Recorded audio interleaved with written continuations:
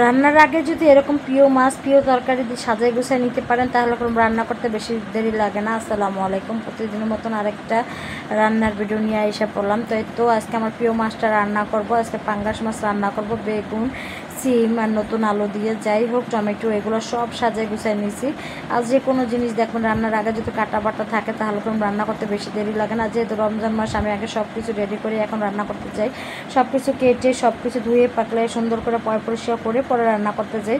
তো এদিকে বেগুন দিয়ে আজকে আমার প্রিয় মাছটা রান্না করবো। একটু সিমও দেবো, একটু আলুও দেবো। যাই হোক মাছগুলো ভালো করে ধুয়ে পরিষ্কার করে নিয়ে একটু হলুদ গুঁড়া, মরিচ গুঁড়া, লবণগুলো দিয়ে নিছি। তারপর দেওয়ার পরে সুন্দর করে লাড়াচাড়া দিয়ে পরে মাছগুলো একটু ভাজতেছিলাম। আর এই মাছ ভাজতে আসলে কম ঠাস ঠুস করে ফুটতেই থাকে, কারণ পাঙ্গাস মাছ তখন ফোটাফুটি করে অতিরিক্ত। তারপরও পাঙ্গাস মাছ না ফোটার একটা টিপস আছে, কারণ পাঙ্গাস মাছ যখন ভাজবেন তখন তার আগে আধা ঘন্টা আগে হলুদ, মরিচ, লবণ এগুলো ভালো করে ধুয়ে মাছটা পরে একটু হলুদ গুঁড়া, মরিচের গুঁড়া, লবণ এগুলো মিক্স করে নেবেন, তাহলে মাছটা সহজে ভাজে না।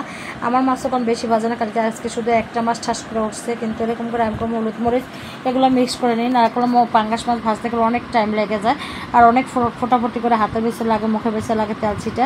তো যাই হোক এদিকে মাছগুলো আমার ভাজা হয়ে গেছে। মাছগুলো ভাজা হওয়ার পরে আমি এখন উঠাই নিব। উঠাই নেওয়ার পরে একটু পেঁয়াজ আর মরিচগুলো ভাজে নিব, আর সব মশলাগুলো দিয়ে দিতেছিলাম।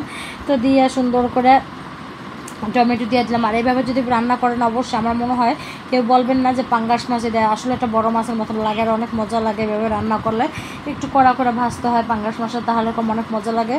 মানে মুরগির মাংস থেকে মনে আমার কাছে ভালো লাগে বেশি। আর যেহেতু আমার পাঙ্গাস মাছটা প্রচুর পরিমাণ আমার প্রিয় একটা মাছ, আমি যেভাবে রান্না করি না কেন ওইভাবেই আমার কাছে ভালো লাগে। তো যাই হোক এদিকে সিম আর বেগুনগুলো ভালো করে কষায় নিব। কষায় নেওয়ার পর সুন্দর করে কষাকষি করে পরে পানি দিয়ে দিব।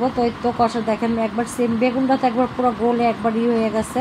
আর এখন কম বাজারের সিমগুলো গলতে চায় না, তা যাই হোক গলে গেছে, তাই মোটামুটি যাই করছে। এখন পানি দিয়ে দিব। পানি দেওয়ার পর সুন্দর করে লাড়াচাড়া দিয়ে পরে মাছগুলো দিয়ে দিব। তো দেখেন আমার তরকারি কালারটা, আর বেগুনের তরকারিটা কম একটু কালো কালোই আসে। আমি দেখছি যত সুন্দর করে রান্না করি না কেন বেগুনের তরকারি একটু কালো কালোই আসে। আর কালো যতই আসুক না কেন কিন্তু খেতে কম মজা হয় না, খেতে ভালোই মজা হয়। তো যাই হোক এদিকে মাছগুলো তরকারিটা বলক আসার পরে মাছগুলো দিয়ে দিলাম। দিয়ে দেওয়ার পরে এখন সুন্দর করে একটু লাড়াচাড়া দিয়ে দিব। তো লাড়াচাড়া দিয়ে দেওয়ার পর সুন্দর করে দেখেন মাছগুলো সব দিয়ে দিতেছিলাম সাজাই গুছাইয়া।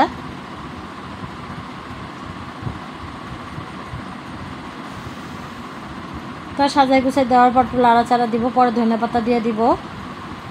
তাই তো দেখেন মাছগুলো আমি লাড়াচাড়া দিয়ে এখন ধনেপাতা দিয়ে দেবো, তাহলে কম আমার মাছগুলো হয়ে যাবে। কারণ ধনেপাতা না দিলে তরকারিটা অপূর্ণতা আমার কাছে লাগে। তা যাই হোক দেখেন তরকারিটা আমার প্রায় হয়ে গেছে, আমি নামাই নিচ্ছি। অবশ্যই কমেন্টে একটু জানাবেন তরকারিটা কালারটা কেমন হয়েছে, রান্নাটা কেমন হয়েছে। তো এইভাবে যদি একটু রান্না করে খেয়ে দেখেন অনেক মজা হবে ইনশাল্লাহ। সবাই ভালো থাকবেন, সুস্থ থাকবেন। আল্লাহ হাফেজ।